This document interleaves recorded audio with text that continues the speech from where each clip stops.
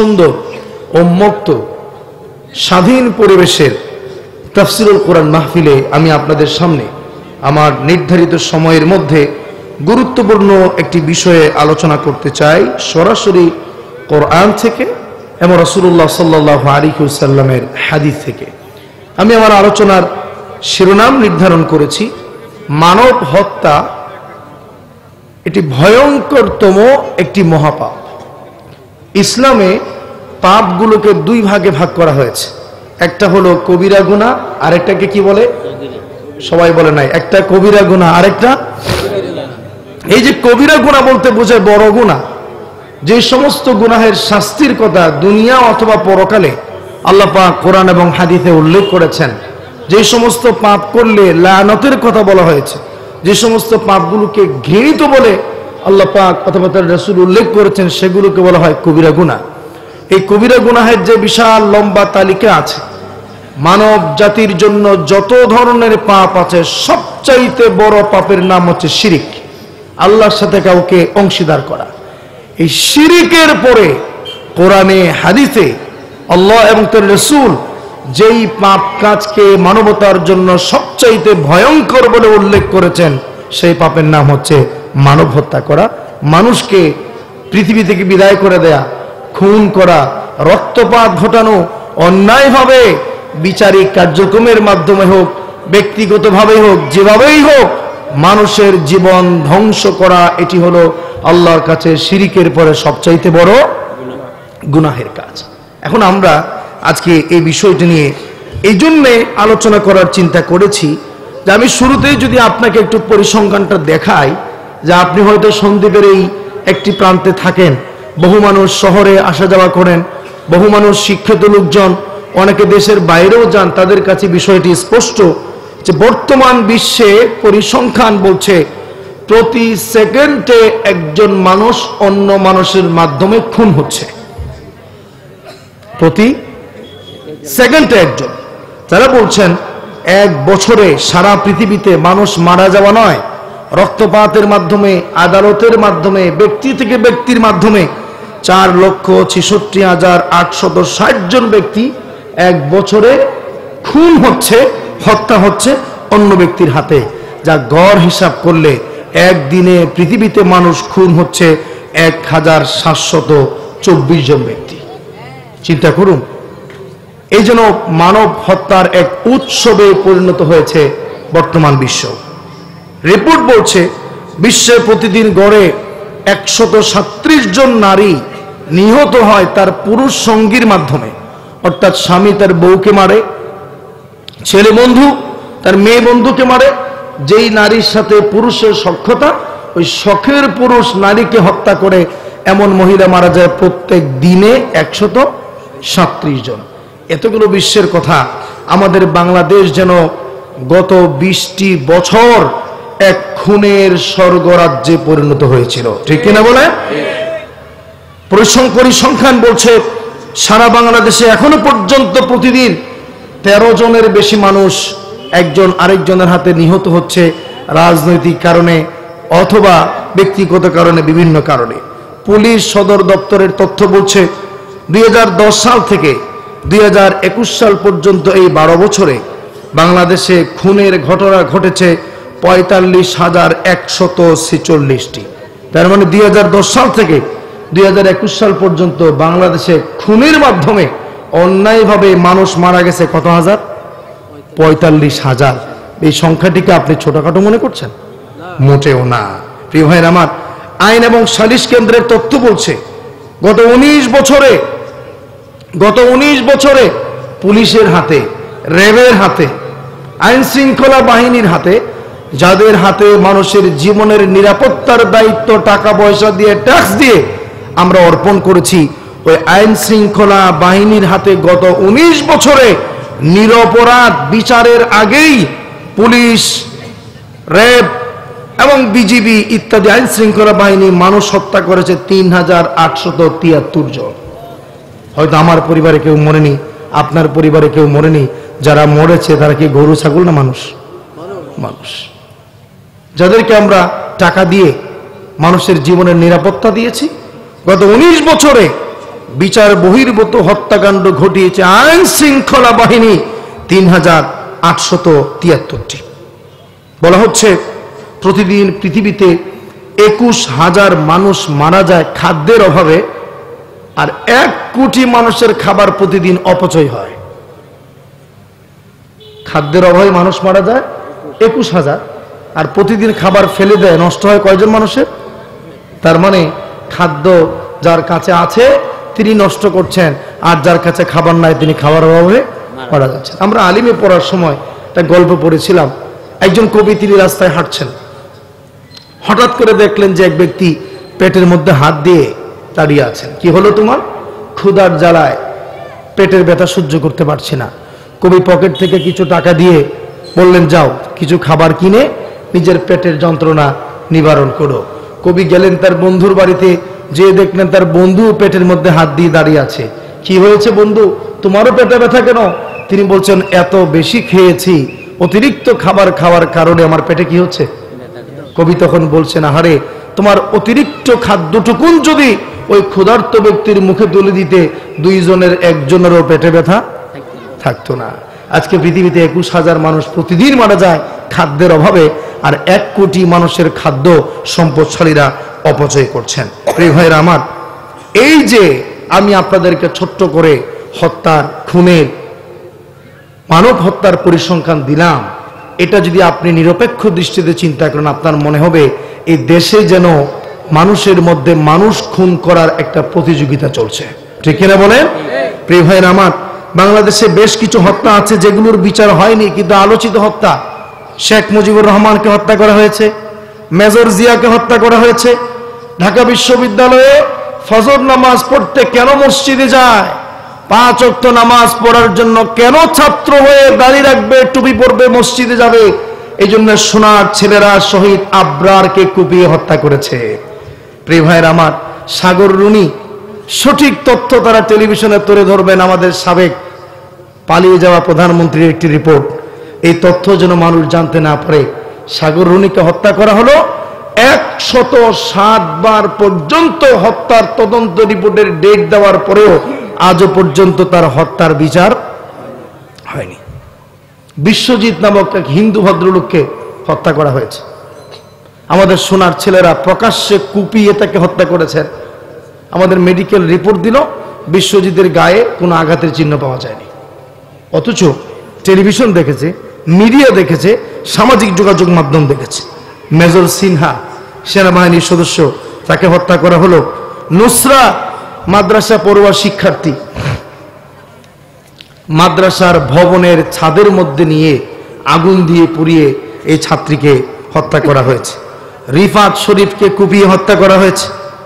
তনু কুমিল্লা ক্যান্টনমেন্টের সেনাবাহিনীর নিরাপত্তার এলাকায় তিনি মারা গেলেন। সুহান মারা গেল। আমাদের সে নোয়াখালীর বিখ্যাত ডাক্তার ফয়েজ ভাইকে ভবনের উপর থেকে ধাক্কা দিয়ে সেখান থেকে ফেলে ইসলামী আন্দোলনের এই মহান ব্যক্তিকেও শহীদ করা হয়েছে। প্রিয় ভাইয়ের আমার, এত গেল কিছু ভাইদের কথা। এর বাইরেও যদি আমি বলি, বাংলাদেশের লক্ষ কোটি মানুষের হৃদয়ের স্পন্দন, যার হাতে হাজার হাজার মানুষ কোরআনের বক্তব্য শুনে ইসলাম গ্রহণ করেছেন, সেই কোরআনের পাখি আল্লামা দেলওয়ার হোসেন সাইদ রহমাতুল্লাহ আলাইহিকেও পরিকল্পিতভাবে খুন করা হয়েছে।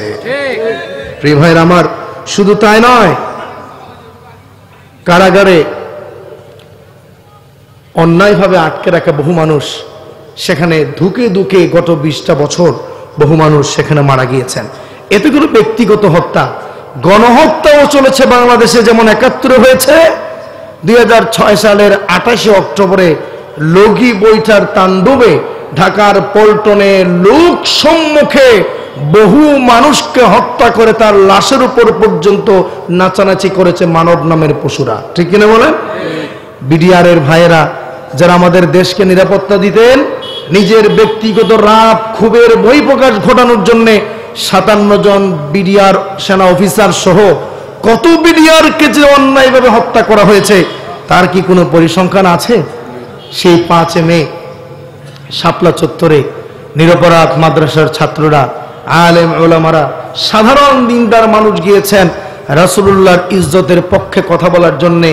রাত্রেবেলা, রাতের আধারে কারেন্টের বাতি অফ করে হাজার হাজার মুসলমানদেরকে বিনা বিচারে গুলি করে হত্যা করে লাশগুলো পর্যন্ত গুম করা হয়েছে এই বাংলাদেশে, ঠিক কিনা বলে? নিজের চেয়ারকে ধরে রাখার জন্য সর্বশেষ 5 আগস্ট আমাদের ছাত্র সাধারণ মানুষ যারা নিজেদের অধিকারের জন্য রাস্তায় নেমেছেন, হাজারের অধিক মানুষকে তো হত্যা করা হলোই, বিশ্ববিদ্যালয়ে পড়ুয়া ছাত্রদেরকে হত্যা করে ভ্যান গাড়িতে তুলে হিন্দুদের শ্মশানের মতো করে মুসলমানদেরকে আগুনে পুড়িয়ে হত্যা করা হয়েছে শুধুমাত্র নিজের চেয়ারটাকে ধরে রাখার জন্য, ঠিক কিনা বলেন? প্রিয় ভাইরা, এই যে কথা আমি যদি এভাবে বলতে থাকি তাহলে আমি কয়েক ঘন্টা বলতে পারবো, যার মাধ্যমে এটা প্রমাণ হবে যে বাংলাদেশ যেন একটা খুনের রাজ্যে পরিণত হয়েছে।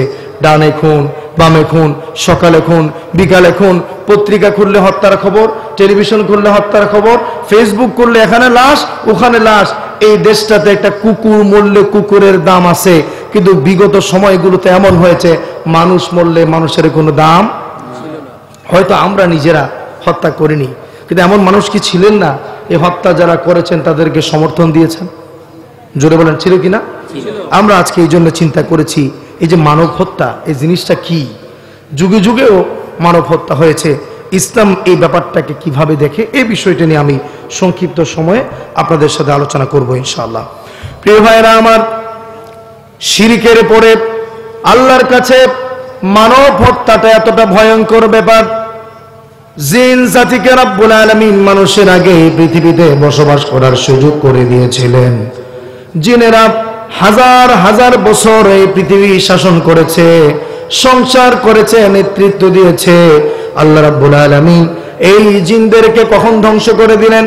হাদিস শরীফের মধ্যে এসেছে, জিনেরা যখন নিজেদের মধ্যে নিজেরা রক্তপাত ঘটানো শুরু করলো, একজন যখন অন্যজনকে হত্যা করা শুরু করলো, কারণে অকারণে যখন তাদের মধ্যে ফাসাদ, বিশৃঙ্খলা, মানুষ হত্যা ইত্যাদি কাজ যখন তারা বাড়িয়ে দিল, আল্লাহ রাব্বুল আলামিন শুধু জিনদেরকেই ধ্বংস করলেন না, গোটা জিন জাতিকে পৃথিবী থেকে উচ্ছেদ করে এই পৃথিবীটাকে পবিত্র করে দিয়েছেন। জোরে বলেন ঠিক কিনা?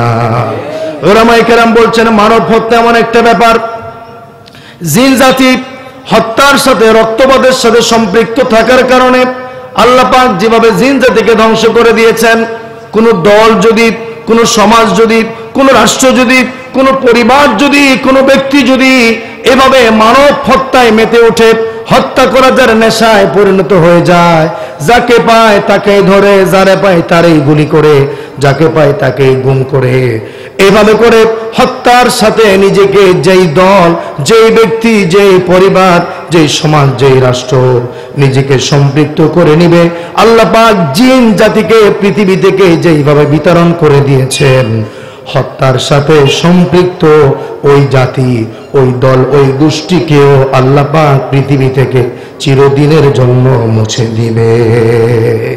তার বাস্তব প্রমাণ কিছুদিন আগে আমরা দেখেছি, ঠিক কিনা বলে? প্রিয় ভাইয়ের আমার, এটি হচ্ছে অন্যায়ভাবে আলেমদেরকে হত্যা করা, অন্যায়ভাবে সাধারণ মানুষকে যে ধরে ধরে আয়না ঘরে ঢুকিয়েছে, রক্তপাত ঘটিয়েছে, মানুষকে গুম করেছে, হত্যা করেছে অন্যায়ভাবে, ভালো মানুষদেরকে ফাঁসির মঞ্চে ঝুলিয়েছে। আল্লাহ পাক এই হত্যার শাস্তি হিসাবে শুধু নিজের জীবন নয়, বরং নিজে, নিজের পরিবার, আত্মীয় স্বজন সহ এই পবিত্র ভূমি ছেড়ে পালানো দরকার হয়েছে, ঠিক কিনা বলেন? সুতরাং হত্যা এটা এতটা ভয়ঙ্কর পাপ। আল্লাহ রাব্বুল আলামিন কোরআন আল কারীমে বলছেন, শুনুন, والذين لا يدعون مع الله إلها آخر ولا يقتلون النفس التي حرم الله إلا بالحق ولا يزنون। আর যারা আল্লাহর সাথে অন্য কাউকে ডাকে শরীক করে অন্যায়ভাবে তাদেরকে হত্যা করে, যাদেরকে হত্যা করা আল্লাহ পাক হারাম করে দিয়েছেন, মানে মানব হত্যা করে, আর যারা জেনা করে, ব্যভিচার করে, আল্লাহ রাব্বুল আলামিনের কাছে তিনটা পাপ সবচাইতে বড়। কিয়ামতের দিন আল্লাহ পাক তাদের শাস্তিকে দ্বিগুণ করে তাদেরকে জাহান্নামের জন্য একেবারে চিরস্থায়ী বাসিন্দা করে দিবেন। বলেন নাউজুবিল্লাহ। এজন্য আল্লাহর হাবিব বলেছেন, শোনো, আকবারুল কাবাইর, সবচাইতে বড় কবিরা গুনাহ হলো তিনটা। আল ইশরাকু বিল্লাহ, আল্লাহর সাথে শরীক করা, ওয়া কাতলুন নাফস, মানব হত্যা করা, ওয়া উকুকুল ওয়ালিদাইন, বাপ মা বেঁচে থাকতে বাপ মার সাথে যেই সন্তান সুসম্পর্ক রক্ষা করে না, বাপ মার অবাধ্য সন্তান যে আছে, ওই ব্যক্তি আল্লাহর দৃষ্টিতে দুনিয়ার মধ্যে একজন বড় অপরাধী বলে বিবেচিত হবে। নাউজুবিল্লাহ। প্রিয় ভাইরা আমার, মানব হত্যা করা এটিকে ইসলাম বলেছে কুফর। সিবাবুল মুসলিমি ফুসুকুন ওয়া কিতালুহু কুফরুন, মুসলমানকে গালি দেওয়া হলো ফাসিকি কাজ, আর মুসলমানদেরকে হত্যা করা আল্লাহর দৃষ্টিতে ঈমান চলে কাফের হয়ে যাওয়ার মতো একটি অপরাধ বলে। নাউজুবিল্লাহ। আল্লাহর কাছে একজন মানুষের মর্যাদা সারা পৃথিবীর সমস্ত মানবতার মর্যাদার সমান। একজন মানুষকে হত্যা করার অর্থ হলো গোটা পৃথিবীর সমস্ত মানুষকে হত্যা করা। আর একজন মানুষকে কেউ যদি হত্যার হাত থেকে বাঁচিয়ে দেয়, গোটা মানব জাতিকে হত্যার হাত থেকে বাঁচিয়ে দিলে যে পরিমাণ সওয়াব হতো, ওই পরিমাণ সওয়াব আল্লাহ পাক তার আমল নামায় লিখে দিবেন। বলেন সুবহানাল্লাহ। আল্লাহ রাব্বুল আলামিন বলেন, كتبنا على بني إسرائيل أنه من قتل نفسا بغير نفس أو فساد في الأرض فكأنما قتل الناس جميعا ومن أحياها فكأنما أحيا الناس جميعا। যে ব্যক্তি অন্যায়ভাবে কোন মানুষকে হত্যা করলো, সে যেন গোটা পৃথিবীর সমস্ত মানবতাকেই হত্যা করলো। আর যদি কেউ হত্যার হাত থেকে কাউকে বাঁচিয়ে দেয়, সে যেন আল্লাহর দৃষ্টিতে গোটা মানবতাকেই হত্যার হাত থেকে বাঁচিয়ে দিয়েছে। আল্লাহর নবী বলেন, লা জাওয়ালুদ দুনিয়া আহওয়ানু আলাল্লাহি মিন কাতলি রাজুলিন মুসলিমিন। একজন মুসলমানের জীবনের মর্যাদা আল্লাহর কাছে এত বেশি, রাসূল বলেন গোটা পৃথিবী ধ্বংস করে দেওয়া যত বড় পাপ, তার চাইতে বড় পাপ হলো কোন মুসলমানকে অন্যায়ভাবে হত্যা করা। রাসূল বলেছেন, লাউ আন্না আলাস সামাই ওয়া আহলাল আরদি ইশতারাকু ফি দামিন মুমিনিন লা আকাব্বাহুমুল্লাহু ফিন্নার। গোটা পৃথিবীর সমস্ত মানুষ, আসমান জমিনের সমস্ত সৃষ্টি মিলেও যদি কোনো মানুষকে অন্যায়ভাবে হত্যা করে, আল্লাহ পাক বলছেন ওই এক মানুষের হত্যার পাপের কারণে আমি আসমান জমিনের সমস্ত মানুষকেও জাহান্নামে দিতে দ্বিধাবোধ করব না। মানুষ হত্যা করা কত বড় পাপ হলে আল্লাহ পাক এইভাবে এই কথা বলতে পারেন। কিয়ামতের দিন যখন মানুষ আল্লাহর কাছে বিচারের জন্য দাঁড়াবে, আপনি কি জানেন যে আল্লাহ পাক কোন পাপের বিচার প্রথমে শুরু করবেন? আল্লাহর নবী তার হাদিসের মধ্যে বলেছেন, আউয়ালু মা ইউকদা বাইনান নাসি ইয়াউমাল কিয়ামাতি ফিদ দিমা। আল্লাহ পাক কিয়ামতের দিন তার বিচারিক কার্যক্রম শুরু করবেন হত্যার বিচারের মাধ্যমে। হাদিস শরীফের মধ্যে এসেছে, ইয়াজিউল মাকতুল বিল কাতিল ইয়াউমাল কিয়ামাতি নাসিয়াতুহু ওয়া রাসুহু বিয়াদিহি। কিয়ামতের দিন যে ব্যক্তিকে দুনিয়ার মধ্যে ফাঁসি দিয়ে হত্যা করা হয়েছে, গুলি করে হত্যা করা হয়েছে, জবাই করে হত্যা করা হয়েছে, ওই নিহত ব্যক্তি তার কাটা হাত, কাটা পা, কর্তিত মাথা, শরীরের রক্ত ফিনকি দিয়ে পড়তে থাকবে। এমন অবস্থায় ওই কর্তিত অঙ্গগুলো নিয়ে খুনি ব্যক্তিকে সাথে নিয়ে আল্লাহর দরবারে হাজির হবে। আল্লাহ রাব্বুল আলামিনকে বলবেন, রাব্বুল আলামিন, এই দেখো আমার হাত, এ আমার শরীরে রক্তাক্ত, বুকে গুলি করেছে, মাথায় গুলি করেছে, এখনো পর্যন্ত সে গুলিটা আছে। আমার স্ত্রীটা বিধবা হয়ে গেছে, সন্তানগুলো এতিম হয়েছে, এই হলো আমার খুনি, তোমার কাছে ধরে নিয়ে আসলাম, তার বিচার করে না। প্রিয় ভাইয়ের আমার, খুনিরা দেশ ছেড়ে পালাতে পারে, কিন্তু হাসরের ময়দানে আল্লাহর আদালত থেকে কোনো খুনিদের পালানোর সুযোগ আছে কি? এই পৃথিবীতে যত বিচারিক হত্যাকাণ্ড হয়েছে কিয়ামতের দিন ওই প্রত্যেকটা বিচার পুনরায় আবার করবেন এবং সঠিক রায় প্রদান করবেন কে? মানুষের কাছে আপনি টাকা দিয়া, পয়সা দিয়া, ক্ষমতা দিয়া যাকে যেভাবে উপস্থাপন করুন না কেন, আল্লাহর কাছে এই বিচারটা আবার হবে। মানব হত্যার সাথে সম্পৃক্ত কোনো মানুষ কখনো জান্নাতে যেতে পারে না। আল্লাহ রাব্বুল আলামিন বলছেন, শুনো, وَمَن يَقْتُلْ مُؤْمِنًا مُتَعَمِّدًا فَجَزَاؤُهُ جَهَنَّمُ خَالِدًا فِيهَا وَغَضِبَ اللَّهُ عَلَيْهِ وَلَعَنَهُ وَأَعَدَّ لَهُ عَذَابًا عَظِيمًا। কেউ যদি ইচ্ছাকৃতভাবে কোনো মুমিনকে হত্যা করে আল্লাহ পাক তার প্রতি রাগান্বিত হন, আল্লাহ পাক তার প্রতি গজব দেন, তার জন্য কঠিন শাস্তি প্রস্তুত করে তাকে প্রতিদান হিসেবে জাহান্নামে চিরস্থায়ী শাস্তির জন্য পাঠিয়ে দিবেন। নাউজুবিল্লাহ। ইসলাম বলছে যে ব্যক্তি মারা গেল ওই ব্যক্তি নিরপরাধ, ব্যাপারটা এরকম না। যে ব্যক্তি নিহত হয়েছে তিনি যে নিরপরাধ, ইসলাম বলছে এমন না। কোন কোন ক্ষেত্রে নিহত ব্যক্তি আর হত্যাকারী দুজন সমান অপরাধী হতে পারে। আল্লাহর নবী বলেন, ইদাল তাকাল মুসলিমানে বিসাইফিহিমা ফাল কাতিল ওয়াল মাকতুলু ফিন্নার। যখন দুজন মুসলমান একজন আরেকজনকে হত্যা করার জন্য তরবারি তুলে, যে ব্যক্তি মারা গেল সেও জাহান্নামে যাবে, যে ব্যক্তি তাকে মারলো সেও জাহান্নামে যাবে। সাহাবীরা বলল, ইয়া রাসূলুল্লাহ, যে ব্যক্তি মারলো সে তো অপরাধী, জাহান্নামে যাবে, কিন্তু যে মরলো সে জাহান্নামে যাবে কেন? আল্লাহর নবী বলেন, যে ব্যক্তি মরেছে ওই ব্যক্তিও তো জীবিত ব্যক্তিকে হত্যা করার জন্য তরবারি মেরেছিল, কিন্তু তরবারি তার গায়ে লাগে নাই বিদায় ওই ব্যক্তি মরে নাই। ঠিক কিনা বলেন? সুতরাং হত্যার কাজে উদ্বুদ্ধ হওয়া, মানুষ হত্যার দিকে অগ্রসর হওয়া, এটি মানুষ হত্যার দিকে অগ্রসর হওয়া নয়, বরং নিজেকে জাহান্নামের দিকে ঠেলে দেওয়ার একটি রাস্তা। জোরে বলেন ঠিক কিনা? প্রিয় ভাইয়ের আমার, আমাদের সমাজে জায়গা নিয়ে ভাইয়ে ভাইয়ে মারামারি, এরপর এক ভাই মারা যায় আরেক ভাই বেঁচে থাকে, এরকম আছে না নাই? আচ্ছা, স্বামী স্ত্রী ঝগড়া, বাপ সন্তান ঝগড়া, ভাই ভাই ঝগড়া, সমাজে সমাজে ঝগড়া, রাজনৈতিক দলে আরেক দলের সাথে ঝগড়া, রাজনৈতিক দলের ভিতরেও অন্তর কোন দলে 5 আগস্টের পরে পর্যন্ত 75 জনের বেশি মারা গেছে একটা দলের, এরকম আছে না নাই? সুতরাং আপনি যেই হত্যাকাণ্ডই বলেন না কেন, সেটা যদি আল্লাহর দ্বীনের জন্য না হয়, ইসলামের জন্য না হয়, তাহলে ওই হত্যাকাণ্ডের ফলাফল হিসাবে জাহান্নাম ছাড়া দ্বিতীয় কোনো পথ খোলা থাকবে। আসুন আমরা আমাদের মূল আলোচনাতে প্রবেশ করি। কোরআন আল কারিমে আল্লাহ সুবহানাহু ওয়া তাআলা অনেকগুলো হত্যাকাণ্ডের ঘটনা আলোচনা করেছেন।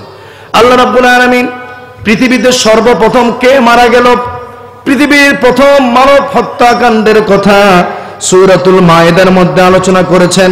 আল্লাহ রাব্বুল আলামিন বলছেন, ওয়াতলু আলাইহিম নাবা বানাই আদম বিল হাক্কি ইয ক্বাররাবা কুরবানান ফাতুকব্বিলা মিন আহাদিহিমা ওয়া লাম ইউতাকাব্বাল মিনাল আখার।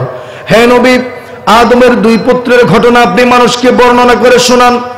যখন 2 জন আল্লাহর জন্য কোরবানি করেছে, আল্লাহ পাক একজনের কোরবানি কবুল করলেন, আরেকজনের কোরবানি কবুল করলেন না। যার কোরবানি কবুল হলো তাকে, যার কোরবানি কবুল হলো না সেই ব্যক্তি হিংসা করে বলল, আমার কোরবানি কবুল হয় নাই, তোরটা কবুল হয়েছে, এখন আমি তোমাকে পৃথিবীতে রাখবো না, আমি তোমাকে বিদায় করে দিতে চাই, কেননা আমার চাইতে তোমার মর্যাদা মানুষের কাছে অনেক বেড়ে গেছে। এরকম হিংসা আমাদের সমাজে আছে না নাই? আরেকজনের কল্যাণ দেখতে পারে না, আরেকজনের উপকার সহ্য করতে পারে না, আরেকজনের ভালো দিকটা দেখতে পারে না। কেন সে ভালো হলো কেন? এটাই হলো তার অপরাধ। হাবিলকে কাবিল যখন হত্যা করতে উদ্বুদ্ধ হলো, কাবিল তখন বলল, লা ইন বাসাততা ইলাইয়া ইয়াদাকা লিতাকতুলানি মা আনা বিবাসিতি ইয়াদিয়া ইলাইকা লিআকতুলাক ইন্নী আখাফুল্লাহ রাব্বাল আলামিন। ও আমার ভাই কাবিল, তুমি যদি আমাকে হত্যা করার জন্য তোমার হাত এগিয়ে দাও, আমি ভাই হিসাবে তোমার দিকে তোমাকে হত্যা করার জন্য আমার হাত এগিয়ে দিব না, কেননা আমি সৃষ্টি জগতের প্রতিপালক আল্লাহ রাব্বুল আলামিনকে ভয় করি। আর যদি তুমি আমাকে অন্যায়ভাবে হত্যা করো তাইলে আমার পাপের বোঝা তোমার উপর চলে যাবে, আর তুমি হয়ে যাবে একজন জাহান্নামী, নাউজুবিল্লাহ। এইভাবে বোঝানোর পরেও কাবিল শুনে নাই। কাবিল অন্যায়ভাবে হাবিলকে হত্যা করেছে। হত্যা করার পরে এখন তার লাশটাকে কি করবে? মানুষ তো তার লাশ দেখে যাবে, এই বুদ্ধি তার মাথায় আসছিল না। আল্লাহ পাক দুইটা কাক পাঠালেন। এক কাক আরেক কাককে হত্যা করে নিজের পায়ের নখ দিয়ে মাটি খুঁড়ে গর্ত করেছে। এরপরে মৃত কাকটাকে মাটির মধ্যে দিয়ে মাটি চাপা দিয়েছে।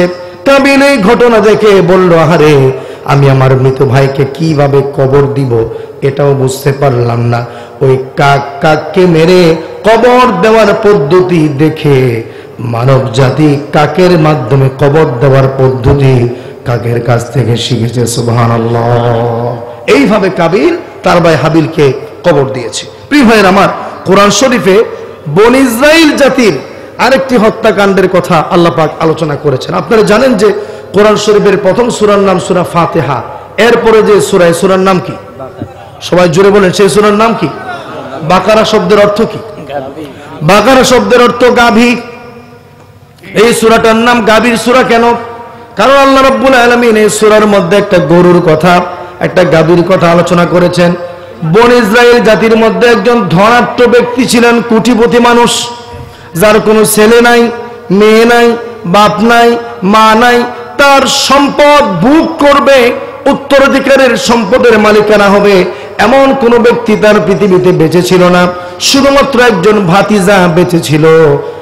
সে চাচার সমুদয় সম্পত্তি চাচা মারা যাওয়ার পরে পাবে। ভাতিজার মনের মধ্যে একটা লোভ ঢুকলো, কখন চাচা মরবে, কখন পাবো। যদি কোনোভাবে চাচারে মারতে পারি তাইলে চাচার সব সম্পদ আমার। এই চিন্তা করে একদিন রাত্রেবেলা ভাতিজা চাচাকে অন্যায়ভাবে হত্যা করে। হত্যা করার পরে ওই ব্যক্তির লাশ এলাকার আরেকজন ব্যক্তির ঘরের দরজার মধ্যে ফেলে আসে। সকালবেলা হইচই পড়ে গেল, কোটিপতি মারা গেল। কে মারলো? মরলো এক জায়গায়, লাশ পাওয়া গেল আরেক জায়গায়। আসলে কে মেরেছে? পরস্পর ঝগড়া ফাসাদ যখন শুরু হলো, এক পর্যায়ে লোকেরা বলল, তাইলে একটা কাজ করো, হযরত মূসা আলাইহিস সালাম যেহেতু আছেন, তিনি আল্লাহর সাথে কথা বলতে পারেন, আমরা নিজেরা চিন্তা তদবির না করে মূসার কাছে যাই, তিনি আল্লাহর কাছ থেকে খবর এনে আমাদেরকে জানিয়ে দিবেন আসলে এই কোটিপতিকে কে হত্যা করেছে। বলেন সুবহানাল্লাহ। মূসা আলাইহিস সালামের কাছে তারা গেলেন। মূসা আলাইহিস সালাম বললেন, তাইলে আমাকে একটু সময় দাও, লাশটা রেখে দাও, আমি আল্লাহর কাছে যাচ্ছি। আল্লাহর কাছে গেলেন।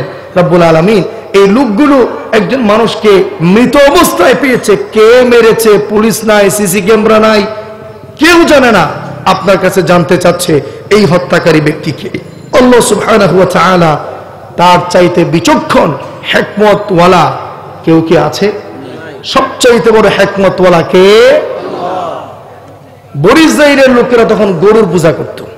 আল্লাহ সুবহানাহু ওয়া তাআলা যেহেতু একটা সমস্যার সমাধান দিবেন এবং তাদেরও সমস্যার সমাধানটা প্রয়োজন, আল্লাহ পাক এই সুযোগে মানুষকে দুটো শিক্ষা দেওয়ার টার্গেট নিয়ে তাদেরকে সরাসরি উত্তর দিলেন না।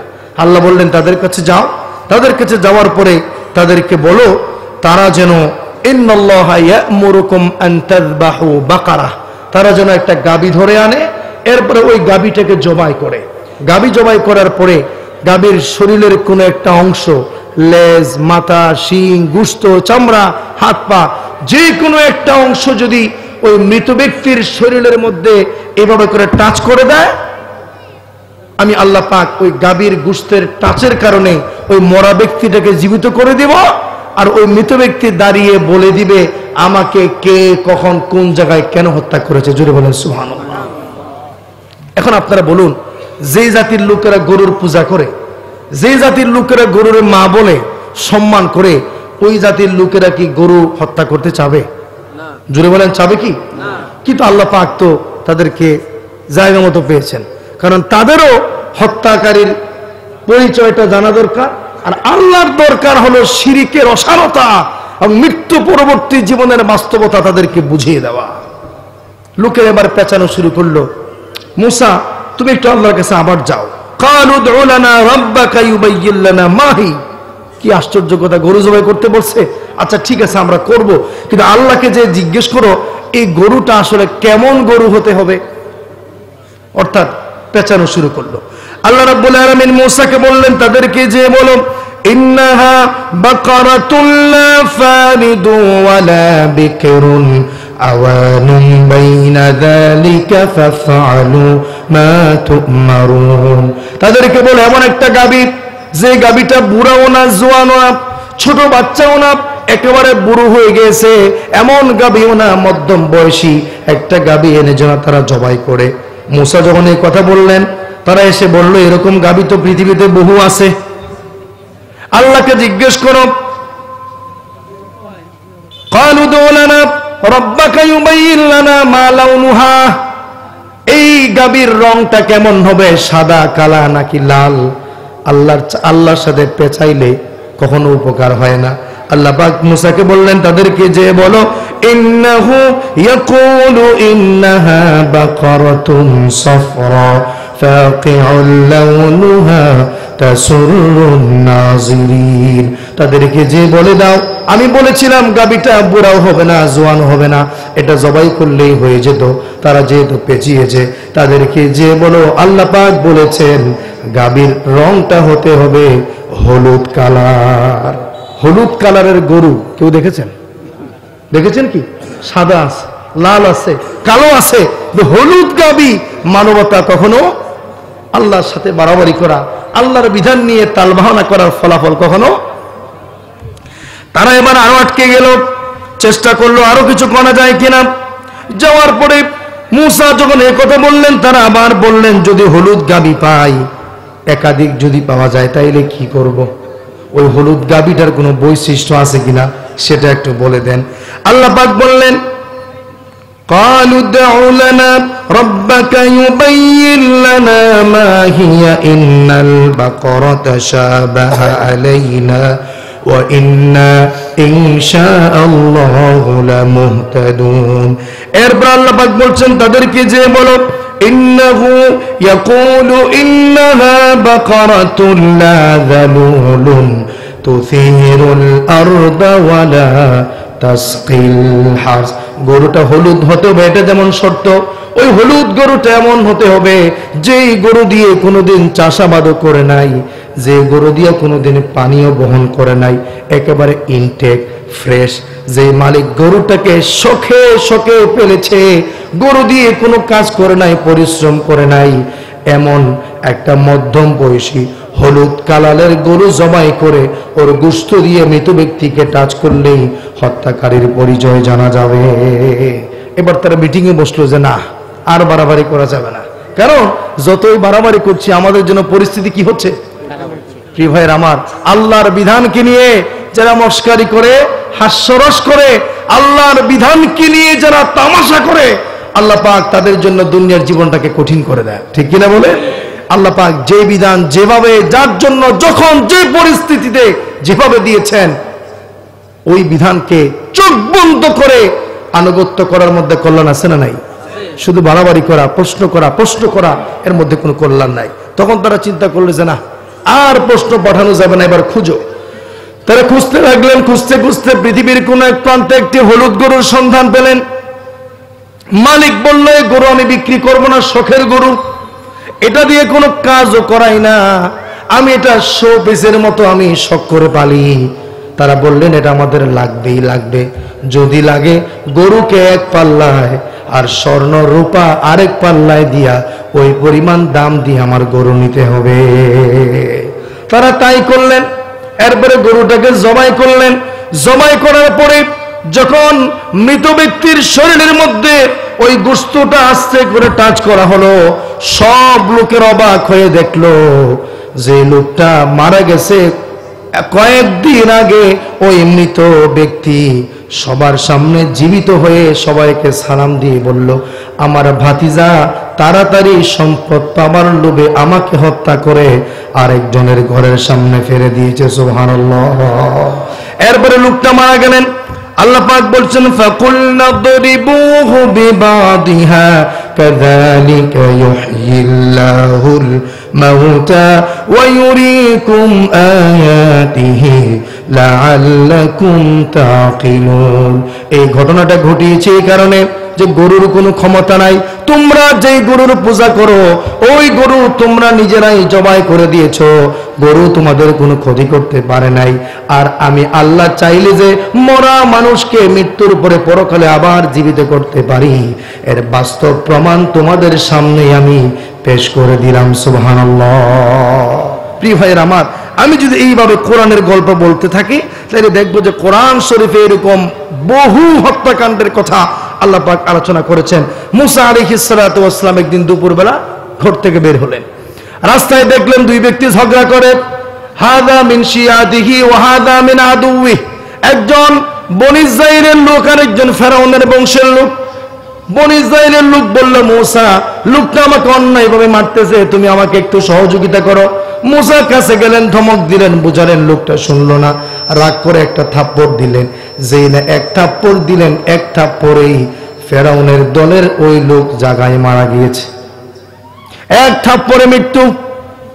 সাথে সাথেই মুসা আলাইহিস সালাম আল্লাহর কাছে ক্ষমা চাইলেন। আল্লাহ রাব্বুল আলামিন কোরআন আল কারিমে বলছেন, মুসা বলল, ক্বালা রাব্বি ইন্নী যালামতু নাফসি ফাগফিরলি ফাগফারা লাহু ইন্নাহু হুয়াল গফুরুর রহিম। আল্লাহর কাছে যখন মুসা ক্ষমা চাইলেন, আল্লাহ পাক মুসা আলাইহিস সালামকে ক্ষমা করে দিয়েছেন। লোকটা খুশি। লাশ কে মারলো কেউ জানলো না, তিনজন ছিল, শুধুমাত্র দুইজন জানে। মুসাও চলে গেলেন ভয়ে ভয়ে, ওই লোকটাও চলে গেল, কাউকে বলল না। রাজার কাছে খবর গেল ফেরাউনের দলের একজন মারা গেছে, কিন্তু হত্যাকারীকে কেউ জানে না। পরের দিন যখন মুসা আবারও ওই এলাকা দিয়ে যাচ্ছিলেন, দেখলেন গতকালের যে লোক তার কাছে সহযোগিতা চেয়েছে, এই লোকটা আরেকটা লোকের সাথে ঝগড়া লাগছে। বলল, মুসা, তুমি কালকে আমাকে বাঁচাইছো, আজকে আমাকে একটু সাহায্য করো। মুসা বুঝতে পারলো আসল সমস্যা এই লোকটা নিজের মধ্যেই। এই লোকটা ঝগড়াতে কালকে তার কথা একজনকে মারলাম, আজকে যদি আবার যায় তো আরেকজন মারা যাবে। মুসা তার দিকে রাগের সুরে তাকালেন। লোক আজকে মনে হয় মায়ের আমার শত্রু খাবে না, উল্টা আমারে খাওয়া লাগবে। তখন ওই লোকটা বলে বসলো, ফালাম্মা أن أراد أن يبطش بالذي هو عدو لهما قال يا موسى أتريد أن تقتلني كما قتلت نفسا بالأمس।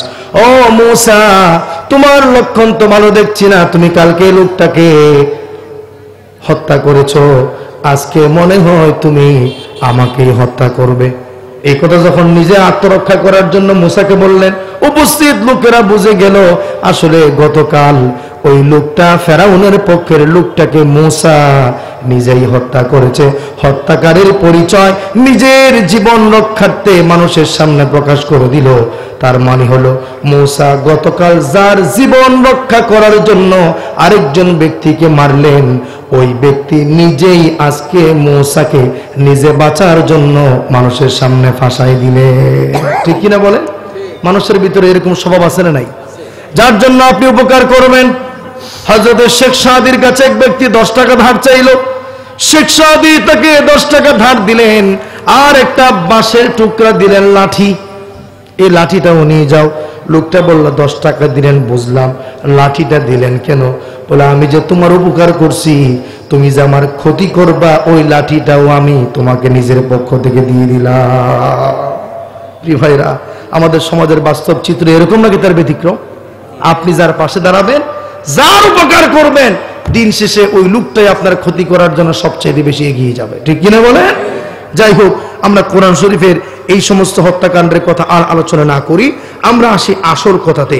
প্রিয় ভাইয়ের আমার, মানব হত্যা এটি ভয়ঙ্কর পাপ। এই হত্যা নিঃসন্দেহে এটি অবৈধ এবং কবিরা গুনাহ। তবে উক্ত হত্যা আরো ভয়ঙ্কর, কঠিন বলে বিবেচিত হয় তখন যখন এমন ব্যক্তিকে হত্যা করা হয় যাকে বাঁচানো সকলের দায়িত্ব, ঠিক কিনা বলেন? যেমন নিষ্পাপ শিশু, নিরপরাধ কোন মানুষ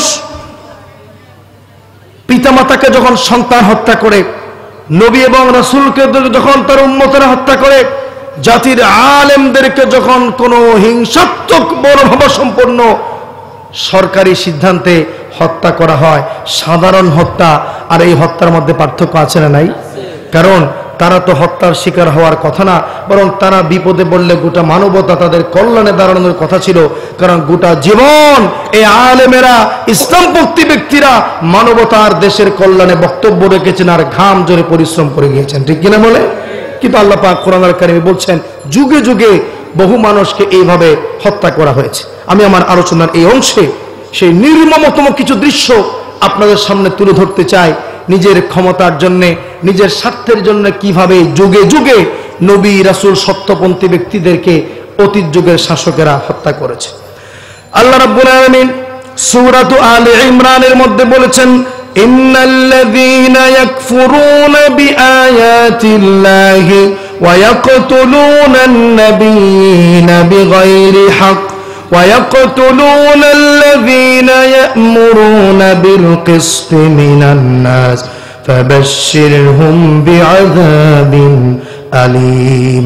নিশ্চয় যারা আমার আয়াতকে অস্বীকার করেছে, অসংখ্য হাজার হাজার নবীদেরকে যারা অন্যায়ভাবে হত্যা করেছে, মানুষকে যারা সৎ কাজের আদেশ দিত এমন ভালো ভালো মানুষগুলোকে যারা অন্যায়ভাবে হত্যা করেছে, খুন করেছে, ফাঁসিতে ঝুলিয়েছে, তারা যত বড় ক্ষমতাশালী হোক না কেন, তার বংশ যেটাই হোক না কেন, তার পরিচয় যাই হোক না কেন, হে রাসূল ওই সমস্ত ব্যক্তিদেরকে তুমি আযাবের সুসংবাদ দান করো। আল্লাহ পাক তারপরে বলছেন, উলাইকাল্লাযীনা হাবিতাত আ'মালুহুম ফিদ দুনিয়া ওয়াল আখিরাহ ওয়া মা লাহুম মিন নাসিরিন। তারা অন্যায়ভাবে নবীদেরকে মেরে, ভালো মানুষদেরকে মেরে, আলেমদেরকে মেরে, ইসলামী আন্দোলনের ব্যক্তিদেরকে অন্যায়ভাবে হত্যা করে তারা তাদের দুনিয়ার জীবনটাও ধ্বংস করে দিয়েছে, পরকালটাও ধ্বংস করে দিয়েছে। হাসরের ময়দানে এমন একটা দিন আসবে, এই সকল রাষ্ট্র প্রধানদের, খুনিদের পাশে দাঁড়ানোর মতো হাসরের ময়দানে একটা মানুষও খুঁজে পাওয়া যাবে না, ঠিক কিনা বলে? সেদিন তারা মানুষের কাছে ধর্ণা দিবে বাঁচার জন্য, কিন্তু সেদিন তারা কোনো কিছু খুঁজে পাবে না। দেখুন আল্লাহ সুবহানাহু ওয়া তাআলা কোরআনুল কারীমে হযরত ইয়াহইয়া আলাইহিস সালামের কথা আলোচনা করেছেন। ইয়াহইয়া আলাইহিস সালাম নবীদের মধ্যে একজন ব্যতিক্রম নবী, যিনি বিয়ে করেননি। তার চারিত্রিক দৃঢ়তা, অন্যায়ের প্রতি অনীহা, যৌনতার প্রতি কোনো আকর্ষণ না থাকা ইত্যাদি দিক থেকে পৃথিবীতে ব্যতিক্রম মানুষ যদি কয়েকজন খোঁজা হয়, তার মধ্যে উন্নত নৈতিক চরিত্র সম্পন্ন ব্যক্তিদের মধ্যে একজন ব্যক্তি হচ্ছেন হযরতে ইয়াহইয়া আলাইহিস সালাম। ইয়াহইয়া আলাইহিস সালাম যখন নবী হলেন, তখন সেই দেশের রাজার নাম ছিল হিরোদ অ্যান্টিপাস, একজন খ্রিস্টান রাজা। হিরোদ অ্যান্টিপাস ছিলেন এমন একজন ব্যক্তি যার কাছে যৌনতা ছিল নেশার মতো। রাস্তাঘাটে, পথে ঘাটে, হাট বাজারে, ব্যবসা বাণিজ্যে সব জায়গায় ছেলে মেয়েদের অবাধ মেলামেশা, পুরুষে পুরুষের সম্পর্ক, নারীতে নারীতে সম্পর্ক, পতিতালয়, নাচ গান, অশ্লীলতা, বেহায়াপনা চতুর্দিকে ছড়িয়ে পড়েছে। শুধু তাই নয়, এই রাজা হিরোদ অ্যান্টিপাস তার আপন বোনকে বিয়ে করার মাধ্যমে মাহরামে বিয়ে যে হারাম, এই বিধানকে রাষ্ট্রীয়ভাবে লঙ্ঘন করে আপন ভাই বোনে বিয়ে, ফুফুকে বিয়ে, খালাকে বিয়ে, এরকম একটি অলিখিত আইন দেশে জারি করেছেন। ইয়াহইয়া আলাইহিস সালাম চরিত্রবান নবী, আল্লাহর পক্ষ থেকে পাঠানো নবী এবং রাসূল, এরকম কোন বিধান কি কোনো ঈমানদার মেনে নিতে পারে? ইয়াহইয়া আলাইহিস সালাম এই সিদ্ধান্তের প্রতিবাদ করলেন, জনমত তৈরি করলেন, লোকদেরকে বুঝালেন। রাজার বিপক্ষে বিশাল একটি জনগোষ্ঠী তৈরি হতে লাগলো, যারা নৈতিকতাকে পছন্দ করেন, অন্যায়, অশ্লীলতা, বেহায়াপনা, মাহরামে বিয়ে, এটাকে যারা পছন্দ করে না, যখন রাজা দেখলেন ইয়াহিয়ার দল আস্তে আস্তে ভারী হচ্ছে, আমার ক্ষমতা চলে যেতে পারে, ইয়াহিয়া আলাইহিস সালাতু ওয়াস সালামকে তখন তার এমপি মন্ত্রীদের পরামর্শে গ্রেফতার করে কারাগারের মধ্যে নিক্ষেপ করা হলো। লোকজন আরো ক্ষেপে উঠলেন। দিন যত যায় ইয়াহিয়ার মুক্তির জন্য আন্দোলন হয়। কিছুদিন পরে একদিন রাজা রাত্রেবেলা একজন নর্তকীকে ডেকেছেন নাচার জন্যে, গাওয়ার জন্যে। নর্তকী এত সুন্দর করে নেচেছে, গেয়েছে। রাজা তাকে বললেন, আমি তোমাকে আমার মন থেকে নয়, বরং তোমার মন থেকে যা চাও ওই গিফট আমি তোমাকে দিতে চাই। নর্তকী বলল, আমাদের এই যে নাচ গান করা, অবাধ মেলামেশা, যৌনতা, পতিতাবৃত্তি, এটার জন্য গোটা দেশের মধ্যে সবচাইতে বড় বাধা হলো ইয়াহিয়া নবী। আমি চাই আজকে যদি আপনি সত্যি আমাকে কোনো হাদিয়া দিতে চান, আল্লাহর নবী ইয়াহিয়াকে জীবন্ত হত্যা করে তার মাথাটা দেহ থেকে কেটে ওই রক্ত মাখা মাথা যদি আমার সামনে আনতে পারেন, তবে আমি আপনার প্রতি খুশি হব। রাজা হিরোদ অ্যান্টিপাস ওই বেশ্যা নারীর আবেদনের প্রেক্ষিতে কারাগারের মধ্যে হযরত ইয়াহইয়া আলাইহিস সালাতু ওয়াস সালামের বিরুদ্ধে হত্যার পরোয়ানা জারি করে লোক সম্মুখে তার দেহ থেকে মাথাটাকে আলাদা করে ওই রক্ত মাখা নবীর মাথা বেশ্যা নারীকে হাদিয়া দিয়েছেন। বলেন নাউজুবিল্লাহ। এরপরে জানতে পারলেন ইয়াহইয়া আলাইহিস সালামের বাবার নাম হলো জাকারিয়া। তিনি তখন বাইতুল মুকাদ্দাসের খতিব। হাদিস শরীফের মধ্যে ভিন্ন ভিন্ন বর্ণনা এসেছে। কেউ বলেছেন ওই রাজা যখন জানতে পারলো ইয়াহিয়ার বাপ হলো জাকারিয়া, তিনি একজন নবী, তোমরা তাকেও গ্রেফতার করো। ইয়াহিয়া আলাইহিস সালাম এর বাবা জাকারিয়া আলাইহিস সালাতু ওয়াস সালামকে যখন তারা ধরতে গেল, জাকারিয়া আলাইহিস সালাম আত্মরক্ষা করার জন্য বাইতুল মুকাদ্দাস থেকে দৌড় দিলেন। একটা গাছ দুই ভাগ হয়ে জাকারিয়াকে জায়গা করে দিয়েছে। কোন না কোন ভাবে তারা বুঝতে পেরেছে জাকারিয়া এই গাছের ভিতরেই আছেন। করাত এনে ওই গাছটাকে সোজা দুই ভাগ করে আল্লাহর নবী জাকারিয়াকেও করাত দিয়ে দুই ভাগ করে রক্তাক্ত করে পৃথিবী থেকে বিদায় করে দিয়েছেন। বলেন নাউজুবিল্লাহ। প্রিয় ভাইরা আমার, যুগে যুগে নবী এবং রাসূলরা যারা হকের পক্ষে দাঁড়িয়েছেন, সরকারি সিদ্ধান্তের বিরোধিতা করেছেন, সমাজের এক শ্রেণীর নেতা, রাষ্ট্রের প্রধানেরা ওই নবীদেরকেও সহ্য করে নাই।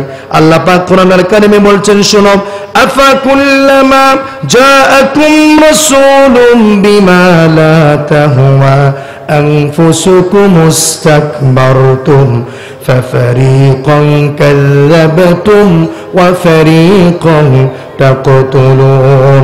আমার কোন রাসূল যখন তোমাদের সামনে কোনো বিধান নিয়ে এসেছে, কোন সত্য কথা তুলে ধরেছে, যে কথা তোমাদের মন মতো হয় নাই, অহংকারের সাথে তোমরা সেটাকে প্রত্যাখ্যান করেছো।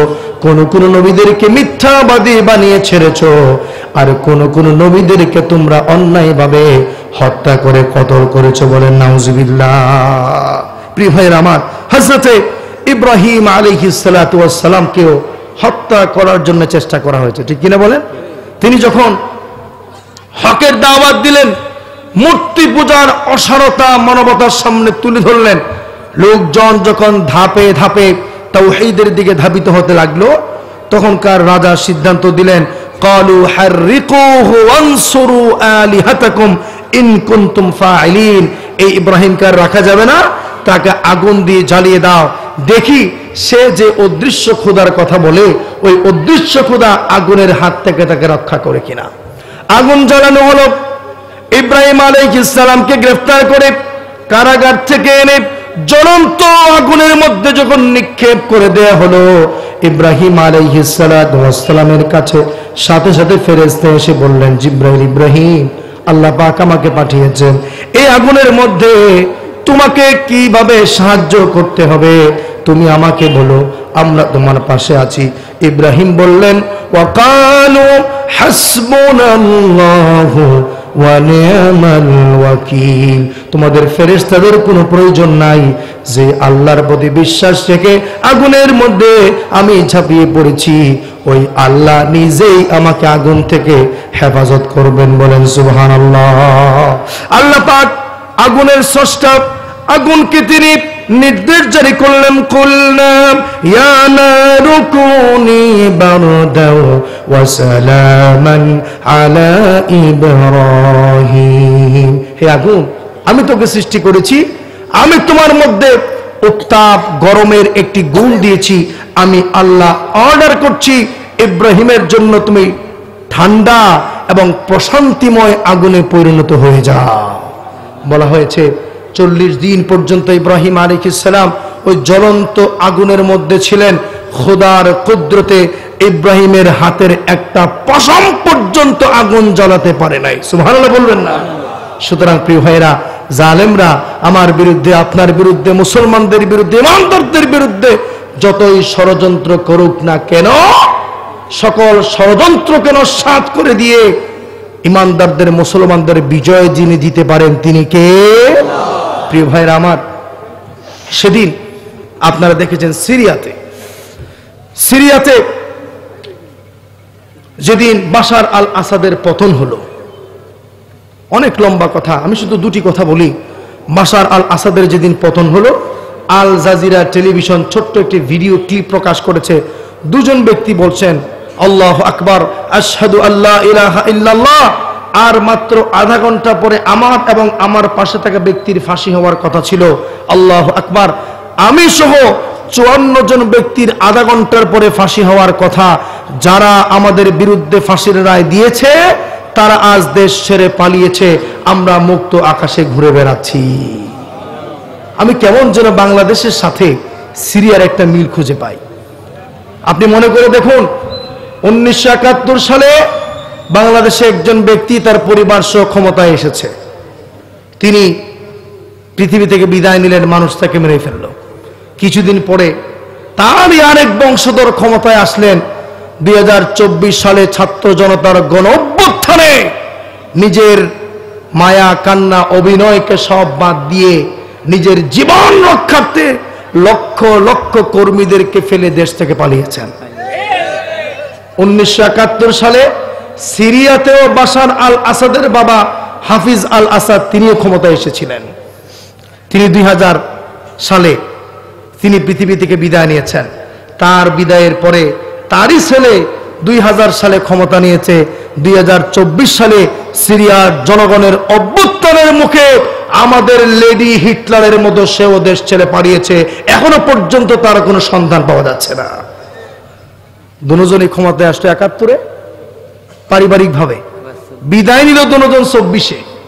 বাংলাদেশে যে আয়নাঘর প্রতিষ্ঠা করে মুসলমানদেরকে, ইমানদারদেরকে, সেনাবাহিনীর অফিসারদেরকে, আলেমদেরকে আয়নাগারের মতো জায়গায় রেখে কষ্ট দেওয়া হয়েছে, একই রকম আয়নাগর সিরিয়ায় বাশার আল আসাদও প্রতিষ্ঠা করেছিল। ঠিক কিনা বলেন? দুইজনের মিল আছে না নাই? একই সাথে ক্ষমতা গ্রহণ, একই সিস্টেমে দেশ থেকে পলায়ন, দুইজনের কার্যক্রম একরকম। প্রিয় ভাইয়ের আমার, বিশ্বাস রাখতে হবে ক্ষমতা এটা বেশি দিন টিকে না, বরং ক্ষমতা দেওয়া না দেওয়া পুরো ব্যাপারটা নিয়ন্ত্রণ করে কে? আল্লাহ তাআলা। প্রিয় ভাইয়ের আমার, ইব্রাহিম আলাইহিস সালাতু ওয়াস সালামকে আল্লাহ পাক হেফাজত করেছেন। ঈসা আলাইহিস সালাতু ওয়াস সালামকে ইহুদিরা হত্যা করার জন্য দৌড়াচ্ছে। ঈসা আলাইহিস সালাম যখন বুঝতে পারলেন তিনি আর বাঁচতে পারবেন না, তাকে মেরেই ফেলবেন, তার সঙ্গে তখন 12 জন অথবা 13 জন সঙ্গী সাথী ছিল। একটি ঘরের মধ্যে তিনি প্রবেশ করলেন। আল্লাহ পাকের ওহীর ভিত্তিতে 12-13 জনকে তিনি জিজ্ঞেস করলেন, আল্লাহ পাক এই মুহূর্তে আমাকে জমিন থেকে আকাশে তুলে নেবেন, কিন্তু তিনি তোমাদের মধ্য থেকে একজন ব্যক্তিকে আমার চেহারার মতো চেহারা করে দিবেন। ইহুদিরা এসে আমি ঈসা মনে করে তাকে হত্যা করবে। আমি ওয়াদা দিচ্ছি, ইহুদিরা তোমাদের মধ্যে আমার চেহারা মনে করে যাকে হত্যা করবে, আমি জান্নাতে, আমার জান্নাতের পাশে তার জন্য জান্নাতের ওয়াদা দিচ্ছি। তোমাদের মধ্যে এমন কে আছো যে এই ঝুঁকি গ্রহণ করতে চাও? একজন যুবক দাঁড়িয়ে বলল আমি পারবো। তিনি আবার অফার করলেন, এই যুবকে হাত তুলল। তিনি আবার অফার করলেন, এই যুবক আবারও হাত তুলল। আল্লাহ সুবহানাহু ওয়া তাআলা মুহূর্তের মধ্যে ওই যুবকের শারীরিক আকৃতি, তার চেহারার গঠন ঈসা আলাইহিস সালামের চেহারার আকৃতি গঠনে পরিবর্তন করে দিলেন। আর ঈসা আলাইহিস সালামকে মাত্র 30 বছর বয়সে দুনিয়া থেকে সরাসরি তৃতীয় আসমানে তুলে নিয়েছেন কে? ইহুদিরা এবার ওই ঘরের মধ্যে ঢুকলো, ঢোকার পরে দেখলো ঈসার চেহারা বরাবর ঈসা এখানে আছে। তারা তাকে ধরলো, গ্রেফতার করলো। তাকে কেউ বলেছেন হত্যা করেছে, কেউ বলেছেন তাকে শুলে চড়িয়েছে। কিন্তু হত্যা করার পরে বাকি যারা গ্রেফতার হয়েছে ইহুদিদের মধ্যে একটা বিভ্রান্তি ছড়াই গেল। তারা তো ছিল 13 জন, তাইলে আমরা যে একজনকে মারলাম তাইলে তো 13 জন থাকার কথা নাকি? ঈসা আলাইহিস সালাম সহ 14 জন বা 13 জন, একজনকে যে মারলাম সংখ্যা তো একজন কমার কথা, সংখ্যা তো একটা কমে নাই, তাইলে মারলাম কারে? যদি ঈসাকে মারি তো ওই লোকটা গেল কই? আর যদি ঈসাকে না মানে ভুল কাউকে মেরে থাকি তাইলে ঈসা গেল কই? একজন বলল আমরা দেখতে পেয়েছিলাম ঘরটার উপর দিক দিয়ে ছিদ্র করা, মনে হয় ঈসা আকাশে চলে গেছেন। বাকিরা যেটা বলল তারা নিজেরাই বিভ্রান্তির মধ্যে পড়ে গেল। আল্লাহ পাক কোরআনের কারিমে বলছেন ওয়াকাউলিহিম ইন্না কাতালনাল মাসিহা ঈসা ইবনে মারইয়াম রাসূলুল্লাহ ওয়ামা কাতালুহু ওয়ামা সালাবুহু ওয়ালাকিন শুববিহা লাহুম। তারা বলে আমরা ঈসা আলাইহিস সালামকে হত্যা করেছি। আল্লাহ বলেন তোমরা ঈসাকে হত্যাও করো নাই, তাকে শুলেও চোরাও নাই, বরং তোমরা নিজেরাই নিজেদের মধ্যে একটা ধাঁধায় পড়ে গেছো। বার রাফাহুল্লাহু ইলাইহি ওয়া কানাল্লাহু আজিজান হাকীমা। বরং আল্লাহ অমুসলিমদের ষড়যন্ত্র থেকে আত্মরক্ষা করার জন্য ঈসাকে জীবিত অবস্থায় আকাশে তুলে আত্মরক্ষা করিয়েছেন। সুবহানাল্লাহ। আল্লাহ পাক প্রয়োজনে ঈমানদারদেরকে রক্ষা করার জন্য দুনিয়া থেকে তাকে আকাশে তুলে হলেও নিরাপত্তা দেওয়ার মতো ক্ষমতা রাখেন কিনা বলেন তো দেখি? রাসূলুল্লাহ সাল্লাল্লাহু আলাইহি ওয়াসাল্লামকে হত্যা করার জন্য একবার নয়, সিরাত বিশেষজ্ঞরা বলছেন 10 বার হত্যা চেষ্টা চালানো হয়েছে। এই 10 বার হত্যা চেষ্টা থেকে রাসূলকে রক্ষা করেছেন কে? এতগুলো নবী রাসূলদের কথা। সাধারণভাবে যুগে যুগে যারা ঈমান গ্রহণ করেছেন তাদেরকেও জালেমরা অন্যায়ভাবে হত্যা করার চেষ্টা করেছে। আল্লাহ পাক কোরআনুল কারীমে হযরতে আসিয়ার কথা আলোচনা করেছেন। আল্লাহ রাব্বুল আলামিন বলছেন হযরতে আসিয়া যখন মূসার প্রতি ঈমান আনলো, ফেরাউন যখন জেনে গেল আসিয়া মূসার প্রতি ঈমান এনেছে, তাকে ঈমান পরিত্যাগ করার জন্য চাপ দিতে লাগলো। আসিয়া হযরতে আসিয়া ঈমান পরিত্যাগ করলেন না। যখন তিনি তার চূড়ান্ত সিদ্ধান্ত জানিয়ে দিলেন, ফেরাউন বলল তাইলে একটা কাজ করো, বড় একটা তক্তা আনো, তক্তার মধ্যে বড় বড় করে প্যারাক গাঁথো, আর আমার সামনে আসিয়াকে প্যারাকের মধ্যে শোয়াও, এরপর আঘাত করতে থাকো, তার শরীর ভেদ করে প্যারাকগুলো উপরের দিকে উঠবে, আমি রাজ সিংহাসনে বসে তার আত্মচিৎকার আমি শুনতে চাই। হযরত আসিয়াকে যখন এই সিদ্ধান্ত জানানো হলো, তিনি বললেন প্রয়োজনে মারা যাব, ঈমান ছাড়বো না। তক্তার মধ্যে যখন তাকে রাখা হলো, হযরত আসিয়া সাথে সাথে রব্বুল আলামিনের কাছে দোয়া করলেন। আল্লাহ রব্বুল আলামিন সেই দোয়া তিনি শুনেছেন, আমরা শুনিনি।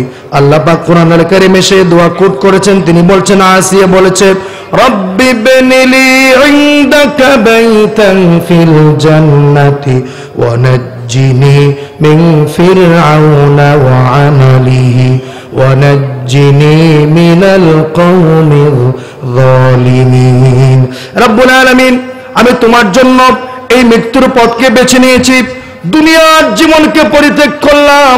আমি তোমার কাছে দোয়া করি জান্নাতে তোমার কাছে আমার জন্য একটা ঘর নির্মাণ করে দাও, আর এই জালেমদের হাত থেকে আমি আসিয়াকে হেফাজত করো। হাদিস শরীফের মধ্যে এসেছে আল্লাহ সুবহানাহু ওয়া তাআলা ফেরেশতাদেরকে বললেন, ফেরেশতারা আসমানের দরজাগুলো উন্মুক্ত করে দাও, আসিয়ার এই কষ্টের বিনিময়ে জান্নাতে যে ঘর আমি নির্মাণ করেছি, আসিয়া যেন দুনিয়াতে বসে বসে জান্নাত দেখে দেখে পৃথিবী থেকে বিদায় নিতে পারে, সেই ব্যবস্থা করে দাও। সুবহানাল্লাহ। আসিয়া মৃত্যুর আগেই তার জান্নাতের পজিশন দেখতে দেখতে কষ্টহীন অবস্থায় এই পৃথিবী থেকে তিনি বিদায় নিয়েছে। প্রিয় ভাইরা, ঈমানদারদেরকে দ্বীনের পথে চলার কারণে ব্যক্তিগতভাবে যেভাবে হত্যা করা হয়েছে, ইমানের পথে অবিচল থাকার কারণে অতীতের শাসকেরা ইমানদারদের প্রতি গণহত্যাও চালিয়েছে। ঠিক কিনা বলেন? কোরআনুল কারীমে আল্লাহ পাক এমন একটি গণহত্যার কথা সূরাতুল বুরুজের মধ্যে আলোচনা করেছেন। ঈসা আলাইহিস সালাতু ওয়াস সালাম আকাশে উঠে যাওয়ার পরের ঘটনা। রাসূলুল্লাহ সাল্লাল্লাহু আলাইহি ওয়াসাল্লাম পৃথিবীতে আসার 500-700 বছর অথবা কয়েকশো বছর আগের ঘটনা। একজন রাজা ছিলেন, তার নাম ছিল দাকিয়ানুস। তিনি মূলত জাদুবিদ্যার একটি ব্যাপক চর্চা তার সময়ে ছিল এবং তিনি তার রাজ দরবারে একজন বড় জাদুকরকে বেতন দিয়ে লালন পালন করতেন। বিভিন্ন সময় নিজের পক্ষে জাদু দিয়ে মানুষকে চমক দেখাতেন। জাদুকর যখন বৃদ্ধ হয়ে গেল, রাজাকে বললেন, রাজা, আমার মনে হয় হায়াত শেষের দিকে একজন বিচক্ষণ, সুদর্শন, মেধাবী যুবক আপনি আমার জন্য নির্বাচন করে দেন। আমি মৃত্যুর আগে আমার এই জাদুবিদ্যা তাকে শিক্ষা দিয়ে যেতে চাই, যাতে করে আমার মৃত্যুর উপরে এই ব্যক্তি আপনার প্রধান জাদুকর হতে পারে। রাজা একজন যুবককে ঠিক করে দিলেন। যুবকের থাকা খাওয়ার ব্যবস্থা রাজ দরবারে হলো। প্রতিদিন তিনি জাদুকরের বাসায় যান, আসেন, জাদু শিখেন। এই জাদুকরের বাসা থেকে রাজ দরবার এর মাঝখানা ছিল একজন বৃদ্ধের বাড়ি। বৃদ্ধ যখন এই যুবককে প্রতিদিন আসা যাওয়া করতে দেখে একদিন ডাকলেন, বাবা কোথায় যাও? জাদু শিখতে যাই, মন্ত্র শিখতে যাই। তিনি বললেন, আমার কাছেও একটা বিদ্যা জানা আছে, তুমি কি আমার কাছে প্রতিদিন একটু একটু সময় দিবে? তিনি, আমিও তোমাকে ওই জাদু বিদ্যার পাশাপাশি আমার বিদ্যা থেকে কিছু কথা তোমাকে শিখাতে চাই। তিনি টার্গেট করলেন, এই লোকটা যেহেতু আগে পরে রাজ দরবারের প্রধান জাদুকর হবে, এই লোকটাকে যদি দাওয়াতি কাজে টার্গেট করা যায় তাইলে কাজের পরিমাণ বাড়বে না কমবে? টার্গেট ঠিক করলেন। প্রতিদিন এই যুবক জাদুও শিখে আর ওই বৃদ্ধের কাছে যায়। ওই বৃদ্ধ ছিলেন ঈসা আলাইহিস সালামের প্রকৃত একজন উম্মত, যিনি ইনজিল কিতাব, তাওরাত কিতাবের উপর একজন পারদর্শী ব্যক্তি ছিলেন।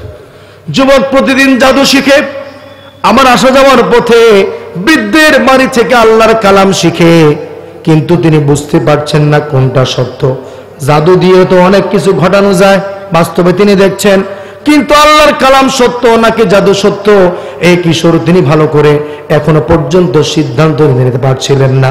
একদিন তিনি যাতায়াতের পথে দেখলেন বিরাট একটি হিংস্র প্রাণী মানুষের যাতায়াতের পথ আগলে রেখেছে, কেউ যাতায়াত করতে পারছে না। ওই কিশোরকে দেখে লোকেরা ভাবলো, এই তো রাজার বড় জাদু করে এসেছে, তার জাদুবিদ্যা দিয়ে হয়তো এই সমস্যার সমাধান করা সম্ভব। কিশোরকে সময় ডাকলো। কিশোর চিন্তা করলো, আজকে প্রমাণ হয়ে যাবে জাদুবিদ্যা সত্য নাকি ওই যে বৃদ্ধ আমাকে ঈসা নবীর কথা শিখায়, ইনজিল শিখায়, তাওরাত শিখায়, ওইটা সত্য। তিনি হাতের মধ্যে একটি পাথর নিলেন। এরপরে বললেন, রব্বুল আলামিন, যদি তোমার কালাম সত্য হয়, তুমি আল্লাহ যদি সত্য হও, ঈসা যদি সত্য হয়, তাইলে তোমার নামে পাথরটি হিংস্র প্রাণীর উপরে নিক্ষেপ করলাম। তুমি এই প্রাণীটিকে এখান থেকে সরিয়ে দাও অথবা এটার মরণ ঘটাও। যখন তিনি ছোট্ট পাথর নিয়ে আল্লাহর নামে বিসমিল্লাহ বলে নিক্ষেপ করলেন, ওই প্রাণীটা সেখান থেকে সাথে সাথে সরে গেল অথবা প্রাণীটা জায়গায় মৃত্যুবরণ করলো। মানুষের যাতায়াতের পথ সহজ হয়ে গেল। সুবহানাল্লাহ। পুরো রাষ্ট্রে ছড়িয়ে পড়ল এই কিশোর যুবকের কথা।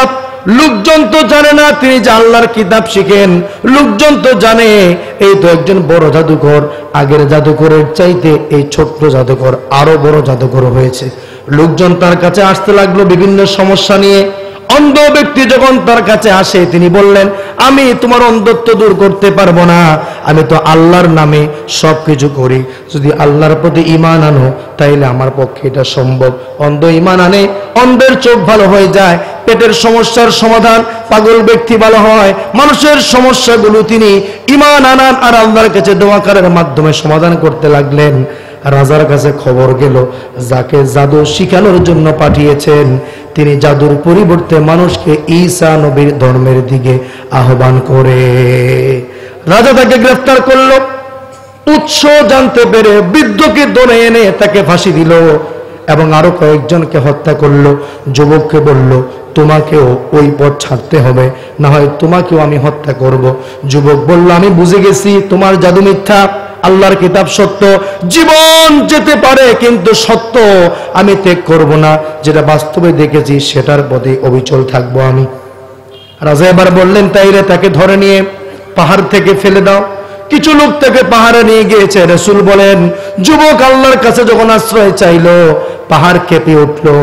হত্যা করতে যাওয়া ব্যক্তিরা পাহাড় থেকে ধসে পড়ে মারা গেলেন। যুবক জীবিত অবস্থায় রাজদরবারে ফিরে আসলেন।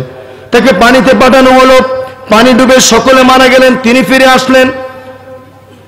এই ঘটনা দেখে দিন দিন ইমানদারদের সংখ্যা আরো বাড়তে লাগলো। রাজা দুশ্চিন্তায় পড়ে গেলেন। যুবক বুঝতে পারলেন কোন না কোনো ভাবে তাকে হত্যা করাই হবে। যেহেতু মরে যাব, তাইলে একটা বুদ্ধি করে যাই। আমার মৃত্যুর কারণ যেন মানুষ বুঝতে পারে, সত্য মিথ্যার পার্থক্য যেন মানুষ করতে পারে, এমন একটা বুদ্ধি করে তিনি বললেন, আমাকে মারতে চান তাইলে বিশাল একটা মাঠের মধ্যে সমাবেশের আয়োজন করেন। এরপরে আমি বলবো আমাকে কিভাবে মারলে আমি মারা যাব। রাজা সমাবেশের আয়োজন করলেন। রাসূলুল্লাহ সাল্লাল্লাহু আলাইহি ওয়াসাল্লাম বলছেন, হাজার হাজার জনগণ সেই মাঠে উপস্থিত হলো। মঞ্চ তৈরি করা হলো। আজকে রাজার জাদুঘরকে শাস্তি দেওয়া হবে, মানুষ যেন দেখতে পায়। রাজা হাতে তীর নিলেন, তীর মারলেন। জাদুকর মনে না, যুবক ছেলে মারা যায় না, আঘাত করে তার গায়ে আঘাত লাগে না। আল্লাহ পাক তাকে নিরাপত্তার ব্যবস্থা করে দিচ্ছেন। যুবক তখন বলল, আপনি চাইলে এইভাবে আপনার ক্ষমতা দিয়ে আমাকে মারতে পারবেন না। আমার মরণ সেই আল্লাহর হাতে, যিনি আমাকে আপনাকে সৃষ্টি করেছেন। আপনি হাতে তীর নিবেন আর বিসমিল্লাহ বলে অথবা বিসমি রব্বিহিল গোলাম, এই গোলামের রবের নামে তোমাকে তীর মারছি, এইভাবে যদি আপনি আমাকে তীর মারেন তবে আমার জীবন যাওয়া সম্ভব না হয় সম্ভব না। লোকজন দৃশ্য বাইরে থেকে অবলোকন করছেন। যখন তাকে বিসমিল্লাহ বলে অথবা বিসমি রব্বিকিল গোলাম বলে তীর মারল, যুবক সাথে সাথে আঘাতপ্রাপ্ত হয়ে রক্তাক্ত হয়ে মাটিতে ধরে পড়লেন। যুবক মারা গেল। চতুর্দিক দিয়ে হাজার জনতা একসাথে লা ইলাহা ইল্লাল্লাহ আল্লাহু আকবার আশহাদু আল্লাহ বলে স্লোগান দিয়ে এক জায়গাতে কয়েক হাজার মানুষ ঈমান গ্রহণ করে নিয়েছে। সুবহানাল্লাহ। রাজা পড়ে গেলেন মহাবিপদে। চতুর্দিক দিয়ে সবাইকে পাকড়াও করার ঘোষণা দেওয়া হলো। আর বলল, এই যুবক ঈমান আনার কারণে, আমার বিরুদ্ধাচরণ করার কারণে তার যে পরিণতি হয়েছে, তার উস্তাদের যে পরিণতি হয়েছে, তোমাদেরও একই পরিণতি হবে। সুযোগ দিলাম, ঈমান ছাড়ো, নাইলে তোমাদেরকে মারব। বড় বড় গর্ত করা হলো, আগুন জ্বালানো হলো, তেল এনে কড়াইয়ের মধ্যে আগুন উত্তপ্ত করা হলো। একজন দুইজন করে করে হাজার হাজার নারী পুরুষকে ঈমান আনার অপরাধে বাচ্চা দাকিয়ানুস গণহত্যা করেছে। বলেন নাউজুবিল্লাহ। আল্লাহর নবী বলেন, এমন সময় একজন মহিলা আসলো, তার কয়েকজন ছোট ছোট বাচ্চাও ছিল। মহিলাকে বলল, দেখো তোমার ছোট ছোট বাচ্চার জীবন চাও নাকি তোমার জীবন চাও? ঈমান পরিত্যাগ করো, আমাকে মেনে নাও, তোমার জীবনও বাঁচবে, বাচ্চাগুলোও বাঁচবে। মহিলা বললেন, না, এমনটা হতে পারে না, ঈমান ছাড়বো না। বাচ্চা একটাকে আগুনে ফেলে দিছে। মায়ের জন্য সন্তানের কষ্ট সবচাইতে বড়। এখন তিনি একটু দ্বিধাদ্বন্দ্বে পড়ে যাচ্ছিলেন। রাসূল বলছেন, আমার বাচ্চা আমার সামনে এইভাবে মরবে, এটা তো কোনো মা মেনে নিতে পারে না। আল্লাহর নবী বলেন, তিনটা বাচ্চা ছোটবেলায় কথা বলেছে। এই তিনজনের মধ্যে একজন হলো হযরতে ঈসা আলাইহিস সালাতু ওয়াস সালাম, আরেকজন হলো এই ছোট্ট শিশু তখন বলে উঠল, মা, এই যে আগুনের কুণ্ডলী দেখছো, উত্তপ্ত তেল দেখছো, এটা আগুনের তেল নয়, এটা উত্তপ্ত কোনো আগুনের কুণ্ডলী নয়, আমি দেখতে পাচ্ছি এটা যেন সাক্ষাৎ আল্লাহর জান্নাতের ফুল বাগান। তিনিও জীবন দিলেন, পৃথিবী থেকে বিদায় নিলেন। প্রিয় ভাইয়ের আমার, ঈমানের পথে অবিচল থাকলে রাষ্ট্রপ্রধান, সমাজ প্রধান, শাসক গোষ্ঠী, এটা শুধু বর্তমান 2024 আর 2025 সালে নয়, বরং পৃথিবীর সৃষ্টির সূচনা লগ্ন থেকে আজ পর্যন্ত প্রত্যেক যুগে যুগে একটি পক্ষ ছিল ঈমানের পক্ষে, আর একটা ছিল ঈমানের বিপক্ষে। বিশেষ করে যারা যখন ক্ষমতায়, সমাজে, রাষ্ট্রে বিভিন্ন জায়গায় এসেছেন, কখনোই তারা ঈমানদারদেরকে সহ্য করতে। আমি শেষ করতে চাই, আপনি ইসলাম পালন করছেন, আল্লাহু আকবার, দাড়ি রেখেছেন, মনে করছেন সুন্নত রেখেছি, মেসওয়াক করছেন, মিষ্টি খাচ্ছেন, কদু খাচ্ছেন, দস্তরখানায় খাবার খাচ্ছেন, 5 ওয়াক্ত সালাতের পরে তাসবিহ পড়ছেন, আর মনে করছেন আপনি সঠিক পথে আছেন। আপনি একটু বিবেচনা করে দেখুন তো আমাদের পূর্বসূরি যারা, তাদের জীবনটা কোন পথে কেটেছে। আমার 2 মিনিট লাগবে। প্রিয় ভাইয়ের আমার, রাসূলুল্লাহ সাল্লাল্লাহু আলাইহি ওয়াসাল্লামের পর